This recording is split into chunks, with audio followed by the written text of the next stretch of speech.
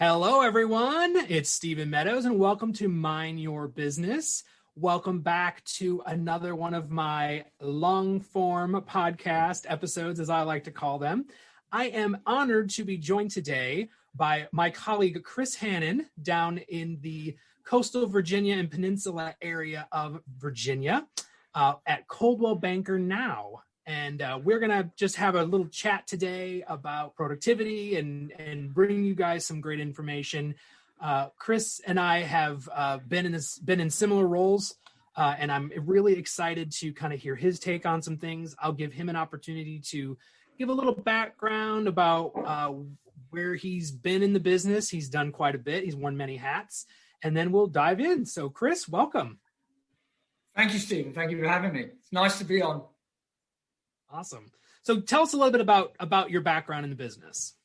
I am now general manager of Coldwell Banker Now.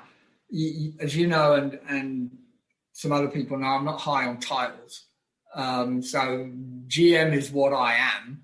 I was a managing broker, and before that, I was a plain agent, real estate agent. I qualified got my license in 2006.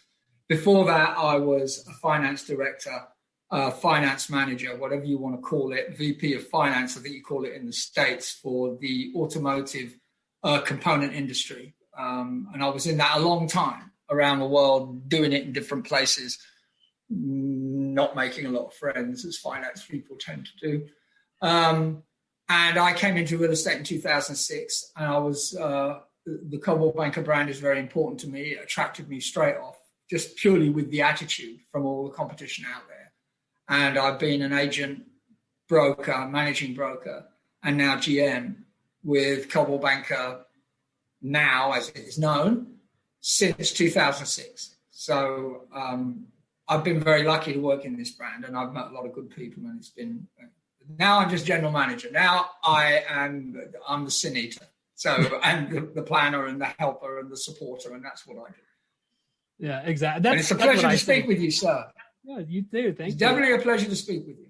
I appreciate that. Yeah, I tell people all the time. I said, I've sold real estate. I'm coming up on this will be my 20th year in the business. In August, I will celebrate my 20th year in being licensed. So I'm excited. I've worn a lot of hats too.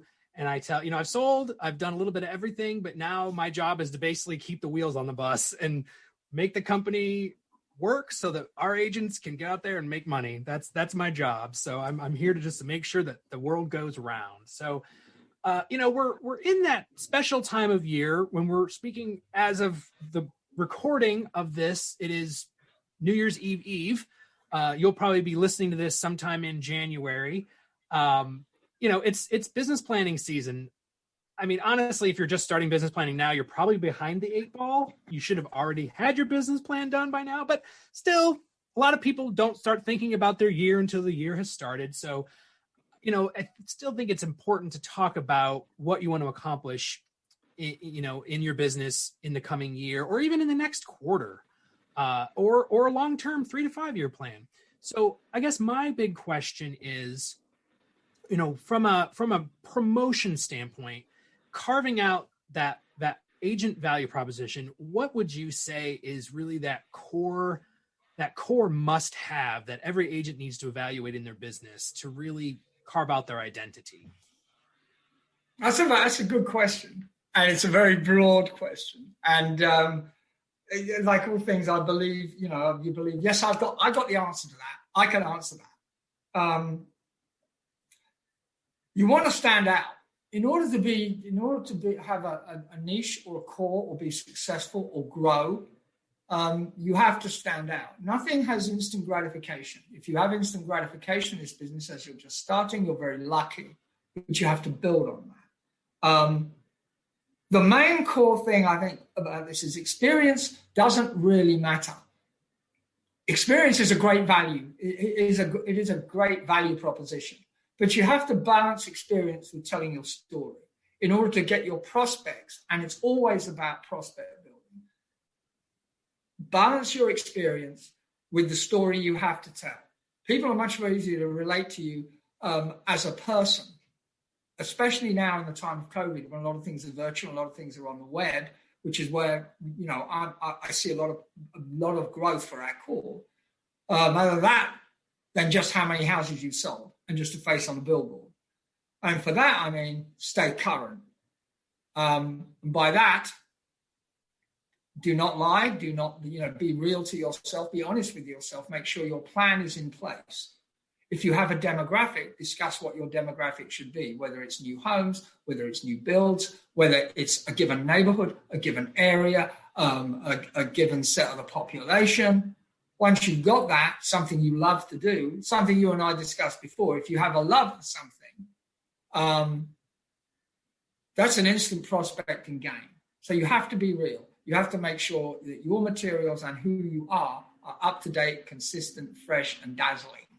They have to be out there. Now, along those lines, how important would you say the niche is to the agent's identity? I've seen those agents that want to be all things to all people, and they end up being nothing to nobody.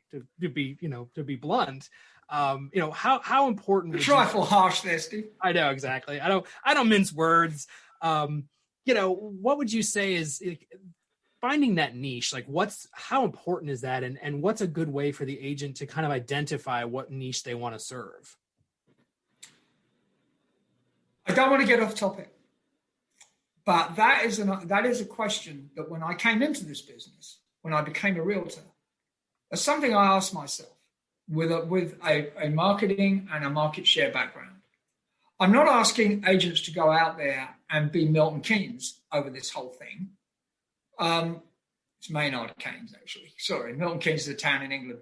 Maynard Keynes, over looking at their market and then deciding, I am definitely going to be here. I'm definitely going to do this. I'm definitely going to do that. When you're talking about a niche, be sure your niche is not overworked, overmanned, or overpopulated.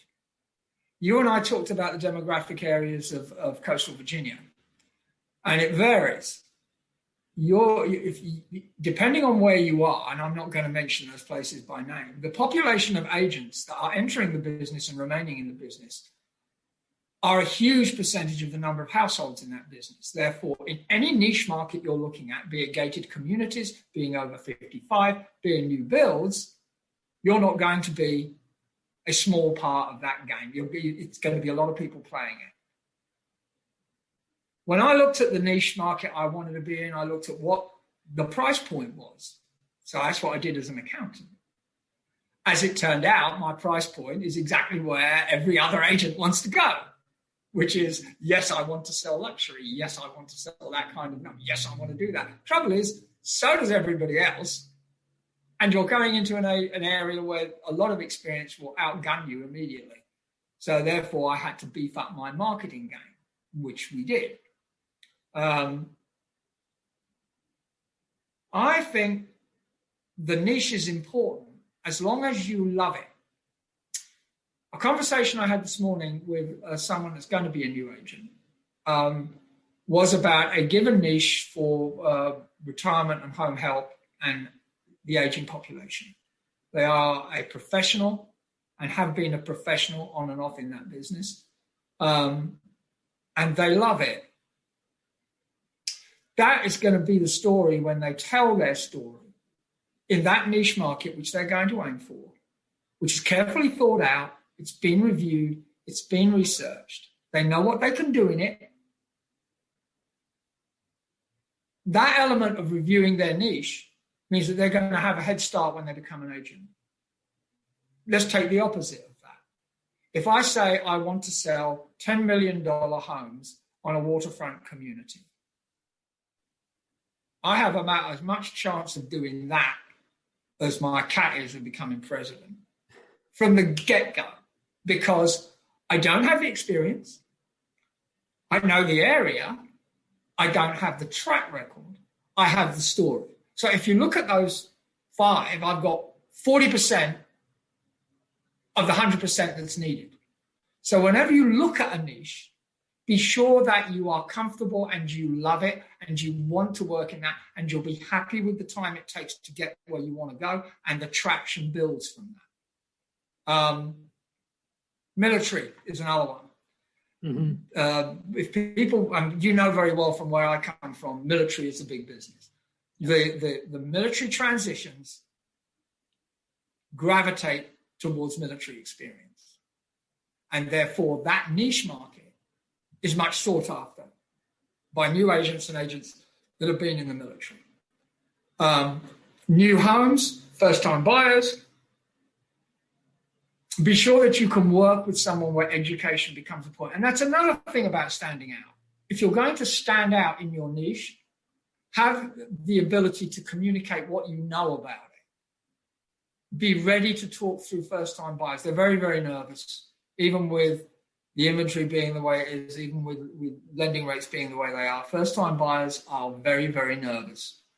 They want someone to work with them personally from cradle to grave. So if you look at someone with experience, and we're lucky to have a few agents like that, the thing we get back in the reviews is they've got a lot of sales and they're very, very big. And I was so amazed that they took so much time to explain to me what was going to happen, how it was going to happen, and they always answered the phone. So I know I've crossed the border there, but if you look at the niche, that, like you say, people try and spread across some and are very unsuccessful at it. I dabbled in the same thing, and I started to waver, and I had to come back from that. Because you can spend a great deal of marketing dollar and a great deal of resource chasing something that you are only 40% good enough to achieve, and but the 100% that I could get, which was corporate moves, because I was used to that worked like a dream. But I'd missed that until I started looking at exactly what I do best and who I knew best and what that demographic was best. So like someone says, I want to do a niche market for retirement. Those people have worked in retirement. They're very happy to work with the aging population. They're very happy to work with that demographic. If you want to plug Realogy, you've got the retirement thing going now. They know that market and they love it. I forgot how close I was to corporate relocation. Instead, I went for the glittery thing, the one thing I had my 40% ability on. The niche that got me was the one that I realized I should have looked at in the first place, which was corporate. And on that basis, it worked for me very well. Because I forgot that I knew all about international moves and all about shoving things in Mayflower vans and all about them busting up that, that Chelsea trophy.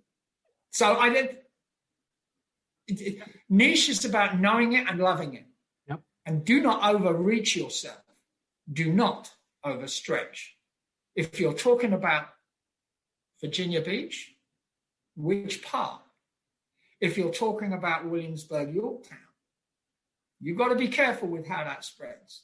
Those two things split up the middle. And then you're talking about gated. You're talking about a whole range of economic changes. Be sure you know it.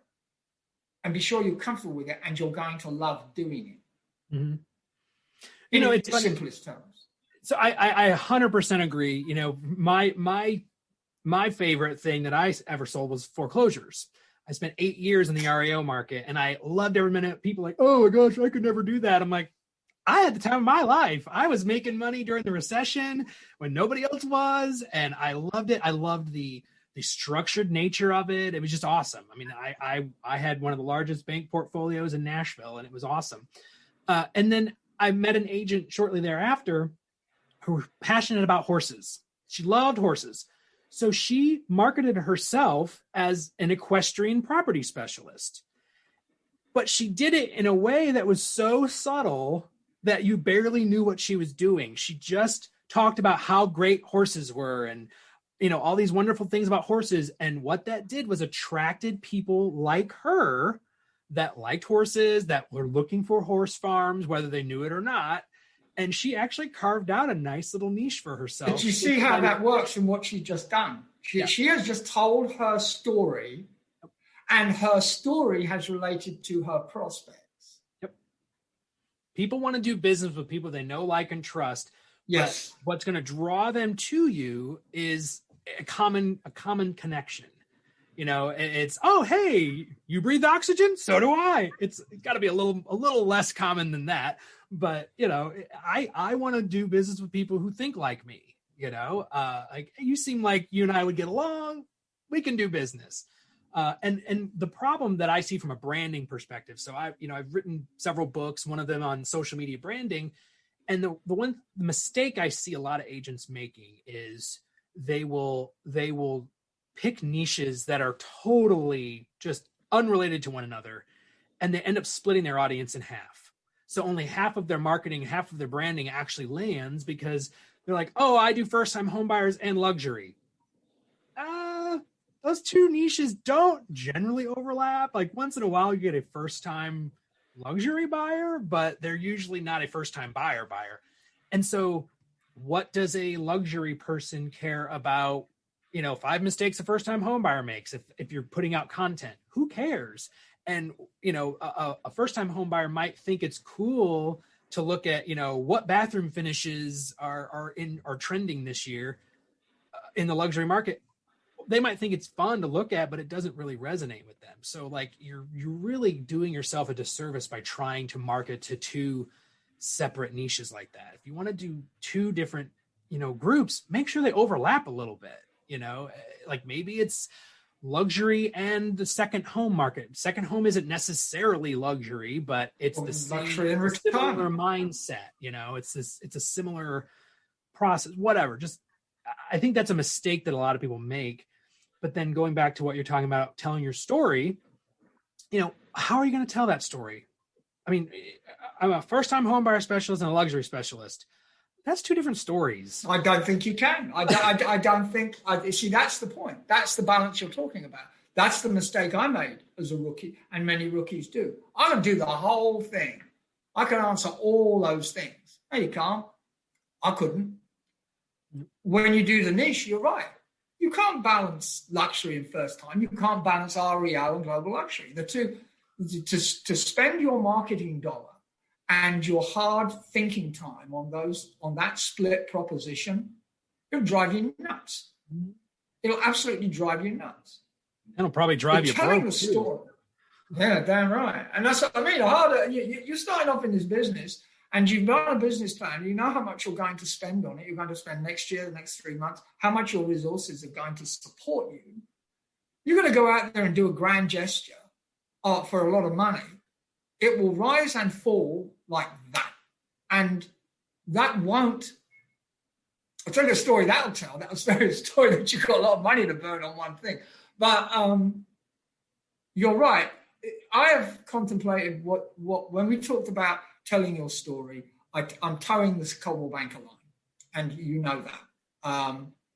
And I tried to find a happy medium with how to walk that to get the personality across, that the agent is there as your professional go-to person.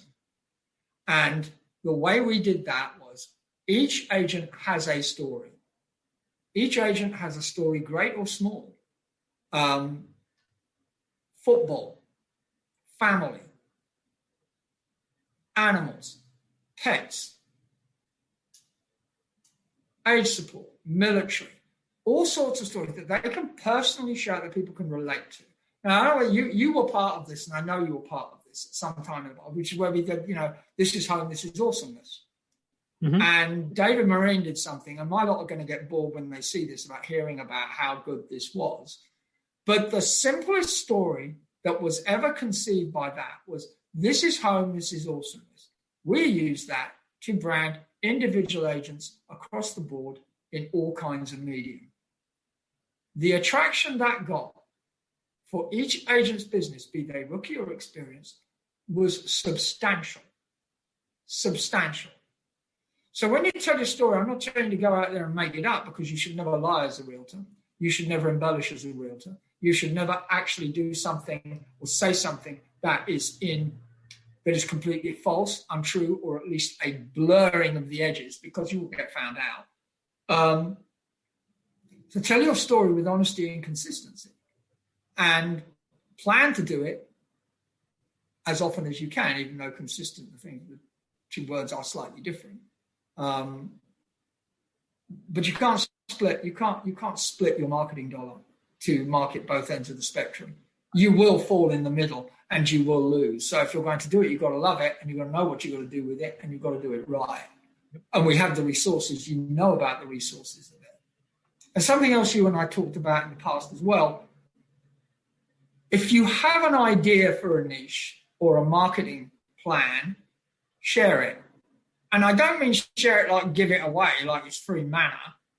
I mean, make sure you share the idea with a peer group who can offer you support and probably synergy in the message you're going to send. You and I both know about how that works if you want to go it alone, which is a dangerous thing to do. I'm not saying you can't. I'm just saying please share it, because you will get ideas, same way as you've given me one already today. Things that are obvious to me but that I miss, which is this idea of splitting our marketing dollar. We don't do that. We cannot do that. No one can do that. The same way as I believe finding your niche is a great way that you can share it with your manager and your peer group and the people around you, the people you trust the most. Share that with them. Ask them what they feel about it. Ask them what it means for you. Do you love it? Is it sustainable? Can you sustain it? Because real estate is a long-term business. You're not in and out. It used to be in and out in the 80s. It's not this case anymore. You're in it long-term. Therefore, you are building relationships for life. It is something you said before. You are building relationships for life. So you have to be consistent in that relationship and that message. If you're going to have that niche, remember it's for life. You know, a diamond is forever. And that is how long you've got to work it. Hey guys, it's Stephen Meadows. I just wanted to take a quick second and tell you about something really exciting. If you struggle with trying to find great social media content and are sick of searching for stuff to post every day, I've got a solution for you. I've joined forces with a marketing company, and we have created myfreesocialcontent.com, and it does exactly what it says. It provides you with free copy and paste social media posts every month. You get about 35 to 40 every month, totally free, sent to your email. These are not just prompt calendars. These are not just things to give you ideas of what to post. It is literally copy and paste.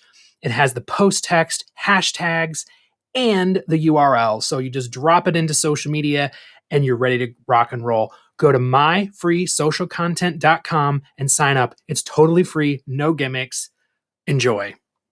Talking about telling your story, you know, I think one of the cornerstones of a good story is your value proposition. I mean, yes, it's why should I talk to you over anybody else? You know, if you're in a market that's very saturated with agents, it's even more of a question. But like even nationally, the average person knows 9 to 12 other agents. So you're not the only realtor they know. So the one thing that I will say, apart from talking about Coldwell Banker's awesomeness campaign, one of the things I learned as a corporate employee with Coldwell Banker, besides the word awesome and that the fact that I use it way too much even to this day, is I learned what it takes to build a value proposition. There's 3 core elements. I've talked about this before. What do I have that no one else has? What do I do that no one else does? And how am I perceived in the market? The first 2 are super important. I mean, as a company, we focus on that as well. On the operations level, like the identity of our brokerage relies on that. You know, you may have heard it as an agent, not you personally, Chris, the listeners. You know, as an agent, you might have heard it called your USP or whatever, you know, your unique selling proposition. Yeah, unique selling proposition. I call it a value proposition, or your iPod, individual point of difference. But you've got to figure out what is it that I bring to the table that no one else is doing, whether it's a tool, whether it's a piece of technology, whether it's knowledge, whatever. What are you doing for a client that they can't get somewhere else? Because I'm sorry to say, realtors are a dime a dozen in the view of the public.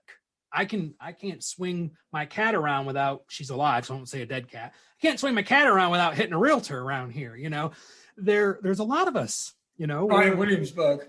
We're a prolific bunch. In fact, I was talking to Sean Carpenter recently, And he gave me an interesting statistic. If you do the math, there's basically 235 people per realtor.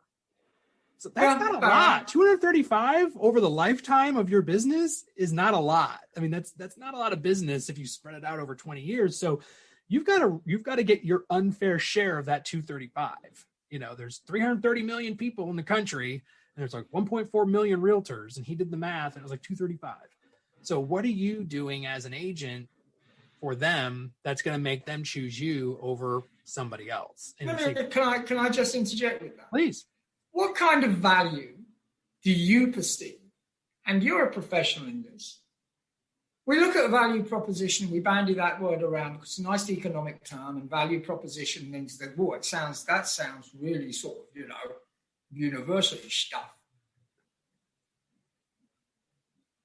I think realtors miss the point of what the real value proposition that sets them apart from others. They miss it. And sometimes it is so obvious. Mm-hmm. I'm going to talk to you. I'm going to say this as a manager, and I'm going to say this as a broker. And I'm going to upset people with it. You don't answer the phone, you're worth zero. Absolutely nothing. Nada. Zip. Not a red cent. Niet. A value proposition isn't just about, I'm going to give you something free. I'm going to sell you my expertise or give you my expertise as part of the package that I give for you. I'm going to make your house look good. I'm going to have all these open house materials. I'm going to have this video, this drone, this other stuff. I'm going to get it staged. It's not just that. The basic core element is, are you going to answer the phone? Are you going to be honest about the answers you give? Are you going to communicate? Are you going to be honest with those answers? Are you going to go the next step, the extra mile for your client? Now, you can put those down as many marketing watchwords as you want. Going the extra mile, I'm pretty sure every realtor can give you a story about going the extra mile and what that value is to them and what that value meant to their client. We've all done it and we miss it. But the most important thing is when they want to call you on a Christmas Eve, when they got something that's worrying them, when they're bugged by the lender response, when they're bugged by the home inspection, when they've let it eat them up for a while, you better answer the phone. Because if you don't, they're going to remember that. And you put a value on that and see what happens. One thing also Sean has talked about, and I've talked about it with Sean as well, is it doesn't matter about how many realtors there are per the population. If there's like 400, there's one realtor for every 400 people, I'll guarantee you that one realtor has a bigger propensity to not answer the phone or follow up with past clients or be consistent in their message or have a website or be friendly or smile or send a Christmas card. That reduces it down a lot. Very true.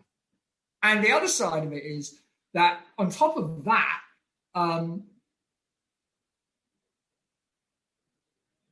how many just keep it, just bandy that word around as a realtor, not realizing what commitment we're making? Your value proposition is a commitment, and there's money in that. Mm-hmm. I tried a while ago, to the annoyance of most of my managers, to put an algorithm on our lead generation. I thought I was quite successful, but then I wouldn't I? It's very difficult for a realtor to put a value on what they believe they bring to the table. If a client comes to them and says, what are you going to do that other realtors don't do? The first thing it says, well, I've switched this off while I talk to you. This isn't going to ring while I talk to you. However, you call this, I will answer that phone. I know that sounds like ironic and a oxymoron. But again, with the message, if you tell your story, yes, I will answer your calls. Yes, I will do that. I will also let you know when I'm available and when I'm not available. And that will be in very unique circumstances. Communication is the one thing that every client wants to hear. They want to know if you're going to communicate with them. Now, every time you want to dangle out there, what's my value proposition? Everyone's going to jump on commission. No. I don't think anybody who wants to sell their property is truly interested in that. They will say that. Mm-hmm. But what they want is somebody who's going to be there for them. This is a professional relationship. This isn't a store-bought relationship. This is a long-term professional relationship. We are professionals. We have to behave like professionals, look like professionals, answer the phone, and be communicative like professionals. Now, I know it's going off the subject a bit, but you asked about what the value proposition is. I can show you a stack of pretty stuff about what our value proposition is. Yep. The gloss, the other stuff. I can do a lot of that. But communicating and being sure that you communicate and answer the thing.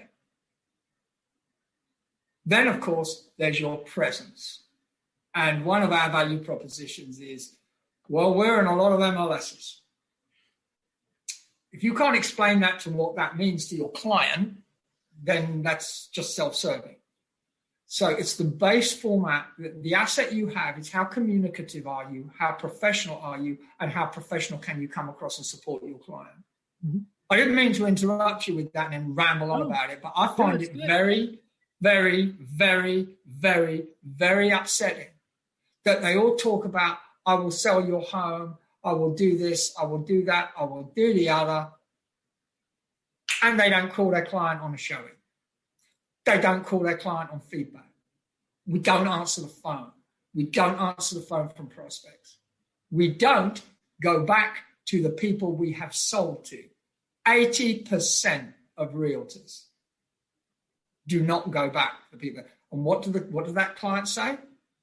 Well, if they called me, I would have done. I would have used the same one if I only remembered their name. Yeah, exactly. You know, and I think the story that you tell also needs to be adaptable. You know, talking about the value proposition especially is, you know, like I was talking to one of my agents. She had stumbled upon a listing that she got off of Facebook. You know, she had basically, you know, been the first person to raise her hand when someone went on to some forum and said, I need to sell my house. Who should I talk to? And she's like, me.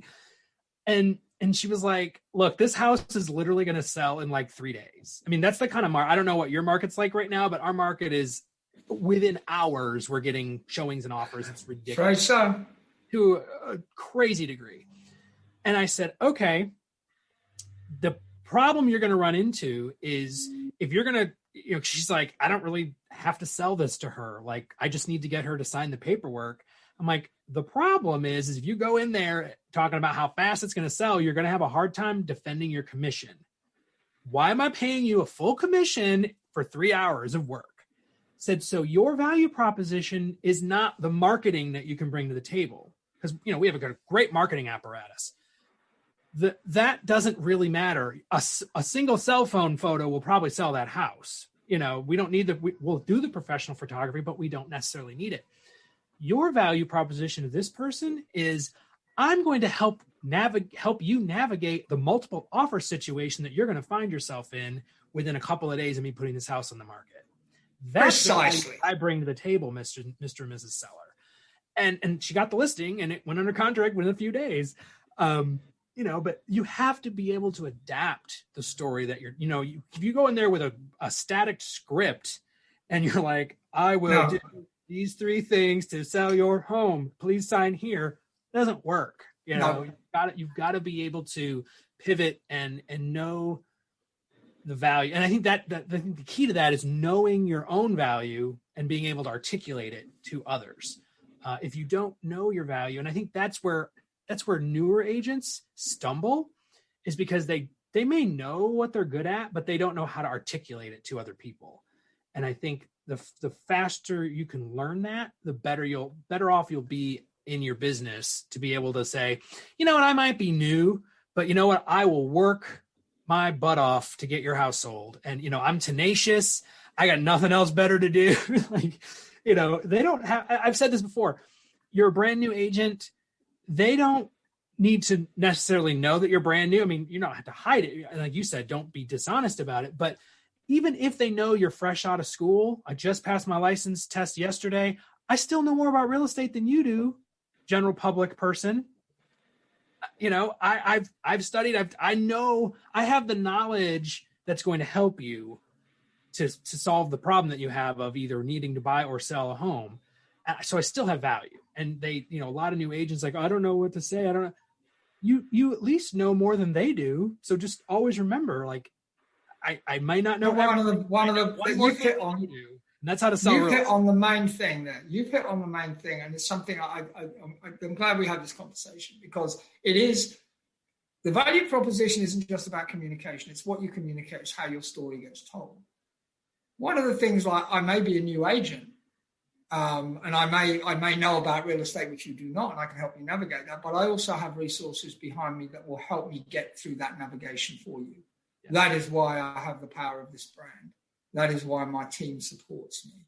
One of the things I learned early on is that the teamwork was everything to my success as a new agent.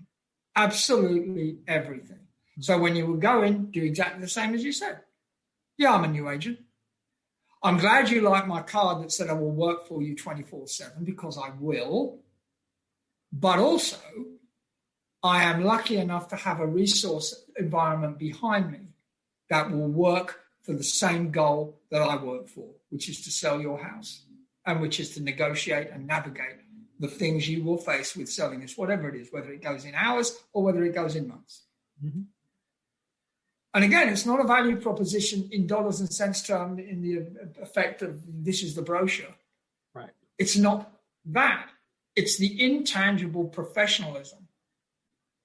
I mean, it's like asking, I'm going to hate, no, wrong analogy. It's like asking a tax attorney, what's your value proposition? Yeah, well, I only charge $459, not $479. No, that's not a value proposition. The value proposition is how are you going to help me navigate in my situation? It's the same flip. I'm going to keep you out of jail while also reducing your tax liability. Oh, yeah, I like that one. Yeah, I'm not going to do. But I want to get you to sign this disclaimer, so I don't get to do 5 to 10 because it's all down to you. So you're right, and we're talking about the same things, but you understand, because of what your history is and what your story is to come to this, exactly how important it is for you to think and review and research where your niche market will be and what your story is. If I start out by saying my story is that I've been a realtor for 35 years and I've sold real estate, and it's a complete fabrication, it gets found out in an instant.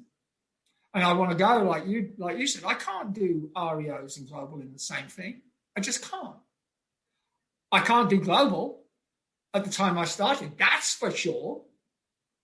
So maybe REOs would have been something that was structured enough for me. It might be frightening because of what other people say. And there's another point if you're going to go forward. Don't listen to what other people say. Other people who don't know the business and don't have your best interests at heart. Don't listen to what they say. You've got to trust what you're in. You're in this business for a reason. Either you're in this business because you want to grow your business, you want to be an entrepreneur, you want your market to be your market, you want some growth for you, you want some pride in how you build a business and to leave a legacy. If you come in there just for the dollars, then I don't believe that real estate is for you. Right. If you just do it for the dollars, it ain't for you. Yep. There's plenty of stuff out there you can go and do for the dollars. But in terms of grow your business and a calling, which is what Maxwell talks about, I'm not talking about calling like Mother Teresa. I'm talking about calling in terms of you if you feel that you want to sell real estate and you want to give something back and get something from it, then your story has to relate to that. Mm-hmm. And your marketing and your market perception has to relate to that. So you have to be in it 100%. And you have to love it every single day. I agree. But you're right. A value proposition is always that trick question, isn't it? Like, do you know what your value proposition is? Right. And of course, they're going to trot out, well, my listing presentation. I will do this, I will do this, I will do this. They don't want to know, mate. And honestly, it's a problem across the industry. It's not a new agent problem. It's not a veteran agent. It's a company problem. I've sat across from brokers who had 20 offices or more, and they couldn't tell me their value proposition either. So that's right. We're not picking on one demographic of person in the industry. It's a problem that all of us have. I mean, I've even struggled with value proposition at one time or another. So I just think it's something that, as long as you know that the problem exists, you can work to build a value proposition. And that's where I agree with you 100%. Go to a peer group, get together, get some agents together in your office or in your company or whatever, and say, okay, guys, we're all going to pitch each other on our, we're going to give a 3-sentence value. Have you been in my office? I'll tell you what, you've been down in Newport News, haven't you? I know you have. You have been there. This new technology is a wonderful thing. You've been down in Newport News. That's you are precisely right, Stephen. You are absolutely right. The best way to do this is what we used to call in the business quality circles. And it's an overworked thing I used to do in a while. You bounce around what the solution is going to be to any problem or to how you're going to get yourself out of an issue. Quality circles of those who do and those who know is the one way to do it. And it's exact peer groups. We have something that was set up by an agent in Patrick Henry. It's called New Agent Mastermind. I'm not afraid to stick that name out there. So now there's a group of at least 6 new agents, and that's exactly what they do. And we encourage it. It's not like, oh, we're the arbiters of all knowledge. How dare you do that? You can't do that. This is us. We're brokers. Look, I've got a badge on. No, it doesn't work that way. The way this works is you create the resource for them to find their value proposition, whatever that means, to know their niche market, to share it as a group, to prospect in that way. And that is precisely it. You've got that. You can't do this in isolation. This business isn't about being in isolation. You want to know what makes you stand out? You share with other people who will tell you what makes you stand out, and you will evolve your story over time. Absolutely. So what's the one thing, wrapping this all with a nice little bow, what is the one action step that you would recommend a listener of anywhere in their business cycle? Maybe, they're brand spanking new, or maybe they're, riding off into the sunset. What's the one thing that you would tell them that they need to focus on right now for 2021 in regards to making themselves stand out or telling their story?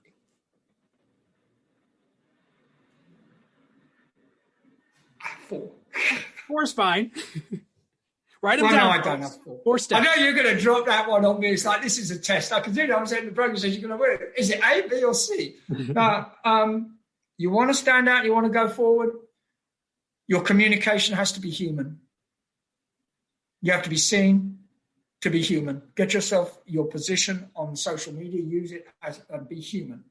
And when I say that, your communication has to be human. No stock answers, no stock things, handwritten. Send your messages handwritten. The one thing that you should do is reward loyalty with spontaneity. Whatever your market is, whatever your niche, you reward the loyalty to you of your followers and your prospects with spontaneity. Answer the phone. Make sure you interact with them. Communicate with them. And make sure your plan isn't short-term. If you really want to know, and I don't know whether you agree or whether Steve agrees or whether not, a short-term plan, like if you don't know where your next mortgage payment is coming from, you've got a problem. Your plan right now, what's your June going to be like? If you want it as short as that, what's your pipeline going to be like? Go back into your records, look at where you are now. Are you going to get those numbers? It's very simple. Go to it now. How many transactions do I need to pay off that credit card for Christmas? To make sure I can get into the Valentine's Day? To make sure Easter comes and goes well with my family? And where am I going to be in June? How many deals do I need? Do it now. Do it now. I mean, I'm not going to give you the market spiel. I'm not going to give you go out and buy cars, send this out, get you 400. Do it now. How many do you need? I mean, we can talk in terms of story from now until doomsday, but how many do you need? How many closings do you need? How many transactions do you need? Because that's the kickoff point for your communication and your spontaneity to start. That is your base prospect. It's your roadmap. I mean, you can communicate with people all day long, but if you don't have a direction, if you don't be like, I need to talk to X number of people a day to get X number of appointments, to get X number of listings. You have been in Newport News, haven't you? You have. I know you have. Now, don't give me that. I know you have. All right. Sorry, mate. But yeah, I mean, you've got to know your numbers, know where you're going, and then it'll dictate how you get there. You can look, okay, I've got to touch 5 people a day. I need to have 5 conversations or whatever that number is. And then I've talked about it a little bit in one of my videos called Eat the Elephant. You do it one bite at a time. You might look at this June thing and go, oh my gosh, how am I going to get, 30 closings by June? One at a time. But you got to build the pipeline. You have to start doing it now. Every single day, you've got to have that action plan in place.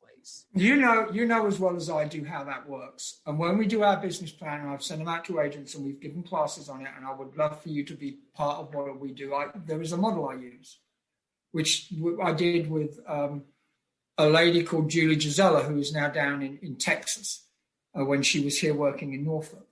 And it was based basically on how much money do I want to earn? What's your split? What's the basic commission? What's the average house price? Mm-hmm.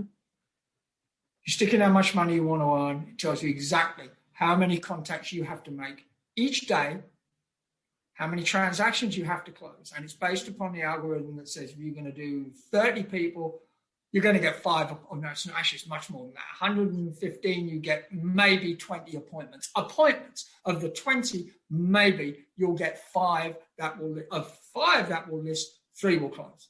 Mm-hmm. And so when I say to you, where do you want to be in June? How many transactions? Our business planning has worked on that, and people should be aware of it. Your pipeline should have this many people in it. And this is who you're going to tell your story to.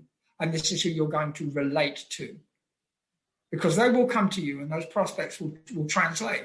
But where do you want to be now? So you want to do something for 2021? Where do you want to be in 6 months' time or 12 months' time? And this is a long-term professional business. The days of in and out, quick buck, that's gone. Yep. And this is an expensive hobby. So if you're in it just Damn right. Phew, I can think of a lot cheaper hobbies to have. Damn right, yeah. It ain't cheap. And if you're going to do that, make sure that when you're looking at your pipeline, you plan for it in that way. This stuff, we give a lot of resources, and you know this. You know this at Premier, we give a lot of these things free. All of these things are part of what we are. This is our value proposition. Mm-hmm. But you must have an idea of how you're going to bankroll that. Right. And if you can't, ask. Yep. Absolutely. Well, this was amazing. Thank you so much for your time. I appreciate everyone that tuned in. I absolutely love doing the podcast and the videos and all that. So this is a little bit of a passion project of mine. So I'm always thrilled when someone can join me. So thank you, Chris. This has been great. So I want to wish you all a wonderful, wonderful day and hope that you make amazing choices. Hey, one more thing before you go. I just wanted to tell you really quickly about an amazing service that I think you'll love.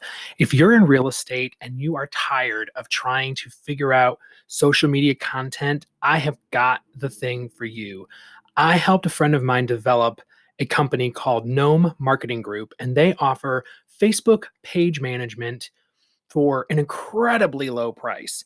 So basically how it works is you sign up, you make them an editor on your business page, and they will post 12 different posts per week. So it's 2 per weekday, 1 on the weekend each day for you. You don't have to do anything. They have hashtags and everything. It's really great. And it's incredibly cheap. If you go to knowthegnome.com/coupon, you can sign up with my coupon code Steven45 and get it for $45 a month. That's incredibly cheap for someone to do all your social media posting for you on your business page. Again, that's Know the Gnome, KNOWTHEGNOME.com/coupon and use my coupon code Stephen45, STEPHEN 45, $45 a month. It's $30 off. It's an incredible price. I hope you take advantage of it. It's an amazing service. Have a great one.